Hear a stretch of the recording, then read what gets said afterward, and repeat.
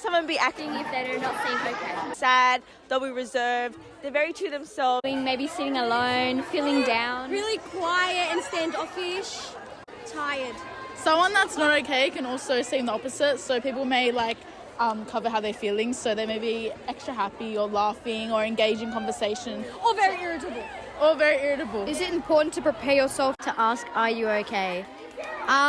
Yeah, it is important to ask, are you okay? Obviously, depending on people's circumstances, they may not feel comfortable with being asked that question. You have to prepare yourself to think about all the positive things that you can say to make them feel better. You can get yourself in a good headspace and make sure that you're willing to listen. Before you look out for others, you need to look out for yourself, and that's okay. If you're not in the right headspace or you don't think you're the right person to have the conversation, Try to think of someone else in their support network who could talk to them. Always ask yourself, am I ready to listen? Am I prepared to respond? And have I chosen the right moment to start a meaningful conversation? How do we go about checking in with our friends? What do you think is important to consider when asking, are you okay? I reckon being open to listen, calm, and in a safe environment. You've got to make sure it's a safe space. You can go for a drive somewhere, or go to the park, something like that. You need to be aware of non-verbal and verbal forms of communication. This could be body language or it could be tone of voice. And I think this is just as important as what you say. It's really important to listen to them and understand them rather than just give an answer.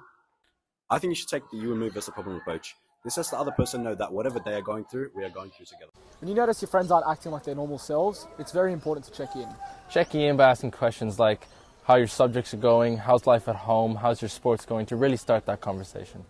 Once I've opened up and acknowledged they're not okay, encourage them to do something that might lighten the load. Or, if appropriate, consider professional support. You're not expected to have the answers or be able to solve their problems, but you can help them consider the next steps and actions they can take to manage their situation. Try asking the following questions to encourage action. What have you done in the past to manage similar situations? How would you like me to support you? What's something enjoyable or relaxing you can do right now?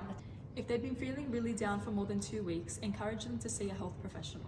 You could say, it might be useful to link in with someone who can support you, and I'm happy to assist you in finding them. Be positive about the role of professionals in getting through tough times. After this, it's best to stay in touch and be there for them. Genuine care and concern can make a real difference.